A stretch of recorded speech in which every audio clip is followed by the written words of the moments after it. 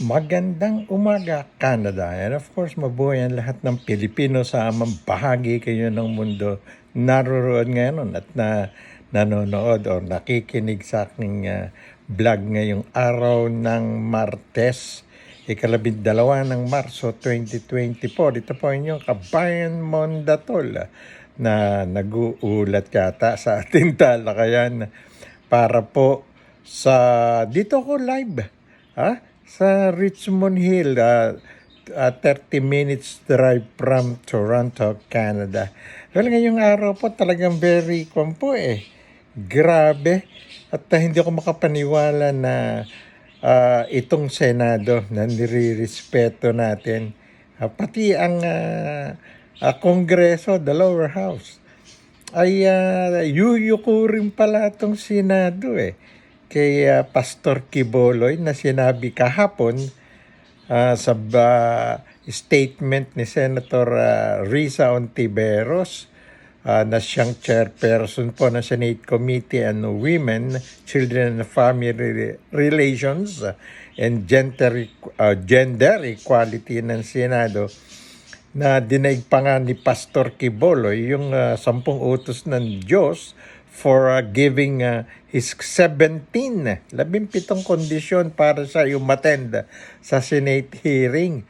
Sinabi nga ni Senator Risa, sumaludo ako sa kanya kahapon, out of this world yung kondisyon ni Quiboloy, absurd, ika nga sa akin nga suntok sa buwan yun. Panaginip yun ng mga tauhan o abogado ni Quiboloy nang manghingi ng 17 kondisyon sa kanyang pag-attend lang. Biruin mo yun. Kaya ang sabi nga ni Senator Risa kahapon, Ontiveros, bakit Senado ba ang mag-a-adjust sa kanya? Hindi niya susundin. Kasi 5 beses na yata, several times that he was invited na umattend sa Senate hearing. Iba po kasi yung Senate hearing.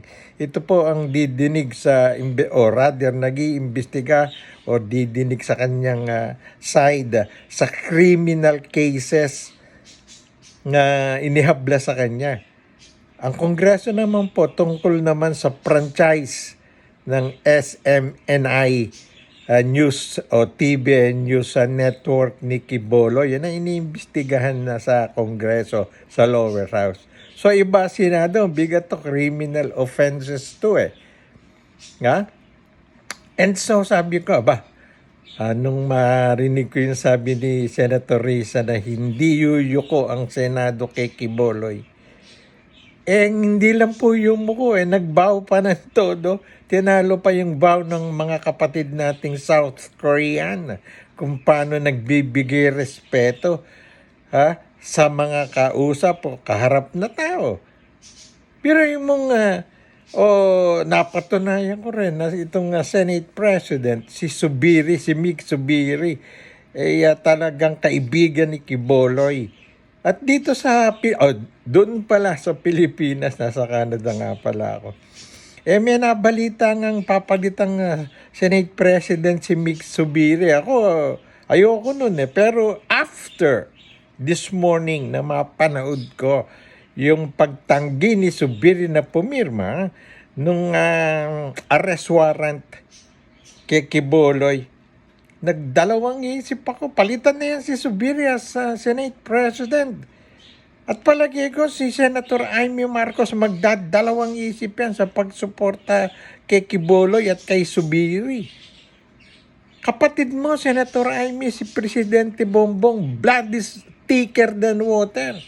Sinisiraan ni Duterte at ni Quiboloy ang ating Pangulong Marcos. Matitindi ang mga aligasyon at charges ng dalawang to. Kakampihan mo si Digong at saka si Quiboloy. I'm sorry, Senator Amy, nawawala na yung respeto ko sa'yo. Ikaw lang ang nire-respeto kong tindi ng senador Alam ni Lilian yan, yung PRO mo. How I supported you since nung tumakbo kang senador until now. O until kahapon. I don't know, sana bumalik yung paghanga ko sa'yo. yung respeto ko sa'yo. As a senator and as a sister to our president. Kung may away kayo ni First Lady Lisa, sarilinin mo na lang, personal yun eh. Huwag mo idadama yung kapatid mong Pangulo ng bansa. Na kung siraan ni Duterte at saka ni Quiboloy, grabe, hindi makakain ng asong gutom, ng asong kalye. Nak ng dragon, Senator Jaime, please. Nga para bumalik ang simpatya sa'yo ng mga loyalista, tatakbo ka pa naman, Senador, next year. Baka hindi ka manalo kung ganyan ang attitude mo sa iyong kapatid. Well, anyway, I know, baka political strategy lang yan eh. Ang ginagawa mo, pero show it. Show it naman. Sa pagkontra sa sinasabi ni Duterte na adik yung kapatid mo. Sorry. Kung ganyan na ang magiging paningin ng mga loyalista sa'yo, including me na loyalista yung mga magulang ko, pamilya ko, ako, yung kapatid kong nasirang congressman na si Francisco Jun Datol, naninong pa naman, ninang yung nanay mo. Anyways, balikan natin to. Show cause order na lang ang ibinigay kay Quiboloy, kinausap ni Zubiri itong si Senator Risa, na yumuko kaagad, bigyan ng show cause order. Why? Hindi dapat na arrestuhin through warrant of arrest itong si Quiboloy. Binigyan ng 48 hours, 2 days. March 13 na nakalagay yung show cause order. So, Friday. Paano kung sabihin ng kampo ni Quiboloy, hindi namin natanggap yan eh. Huwebes to, sa isang linggo pa. Ilang araw yun bago makalipad si Quiboloy, may sariling jet yan eh. Walang no-hold order na binibigay ang Foreign Affairs o Bureau of naman para makaalis yan, immigration. Ala pa naman siyang order na i-hold kung sakaling tatakbo o lilipad. Remember, may sariling jet yan na ginagasolinahan ng mga miyembro. Ala naman pera si Quiboloy nung araw eh. Marami na nagsabi, naging billionaire yan dyan sa Kingdom of Jesus Christ na inaari niya. Pag-aari ng KOJC, yung lahat ng pera, property, lahat. So nakita na po natin kung gaano kagaling yung iba nating senador, including the Senate President. Well, ako, pinag-uusapan natin dito sa aking vlog yung kadahilanan kung ba't umaalis ang ilang Pilipino o OFW sa Canada. Napigil nga lang po dahil sa matinding nagaganap na, sabi nga, circus moro-moro sa Pilipinas dahil kay Pastor Apollo Carrion Quiboloy or Pacquiao. Sabi nga nung ibang mga journalist na nagbibigay komentaryo. Hindi po ba? Sa lahat na nagbibigay komentaryo din isa lang ang aking medyo hanga ako Si Attorney Grace Santos ba yun? Castro. Attorney Grace Castro, usapang batas nila ni Rod Marcelino ng DCXL. Kompleto Ricardos ngayon. Dati si Attorney Libayan ang pinakikinggan ko Pagtiran niya na kay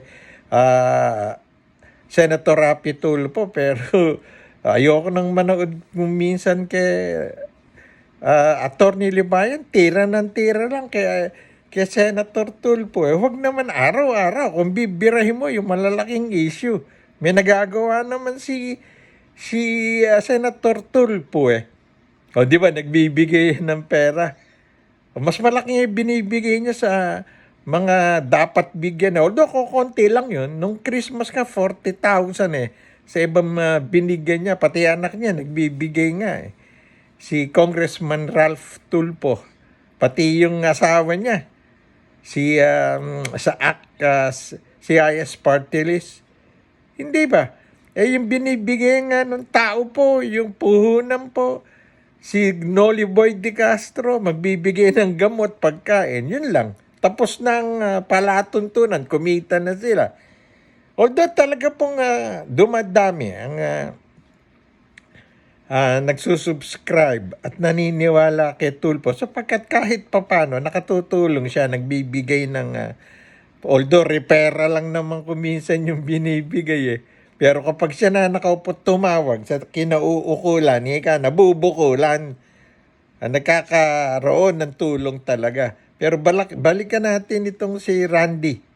Si Atty. Okay lang, maganda yung banat mo eh. Sinisiwalat mo yung ibang hindi dapat na gawin eh. Pero huwag na may araw-araw, huwag minu-minuto, huwag siguro nakakaumay. Ika nga natin sa Hain Nueva Ecija, nakakasora na. Taga Hain Nueva Ecija si Monda Tul eh. Oh, siya nga pala, babatiin ko muna. At saka baka mag-like and subscribe sa atin, mga kabatch ko no 1971 sa Agustin Academy na nag-reunion. Wala na naman si Monda Tul. Sensya na po, sorry, na-aksidente eh. Ilang buwan akong na-hospital. Abay Mario Cruda, Abay Monching Perez, ayan, Lito Jose, Boy Bilarde, Ray Mendoza, si Greg Balagtas, Noel Reyes, sa mga babae, happy birthday, Gloria Galang del Rosario, Digna Pascual, ayan, magandang bati sa inyo. Si Baby Permin, ayan, yung aking ng mga classmate na magagandang dalaga nung sa San Agustin Academy hanggang ngayon. Magandang umaga po sa inyo lahat.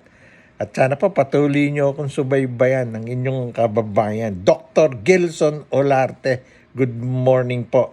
At ang pamilya ng aking nasirang Abay Fidel Hipolito at Abay Emmy Yambao, Emmanuel Yambao, Ray Galvez, ayan, Arlene Cruz, ayan.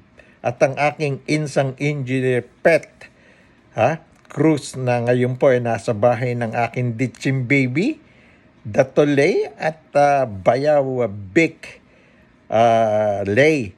At syempre po, taus-puso po ang pakikiramay ng aming pamilya Datol dito po sa Toronto sa pagpanaw po ni Mami Pat Tucker ng England. Yan po ang biyanan ng aking nakababatang kapatid, Sister Mila Tucker, at ng bayo ko, si Martin Tucker. At ang kanyang mga pamilya po ay talaga po nagdadalamhati sa pagpanaw ni Ma'am Patricia or Pat Tucker.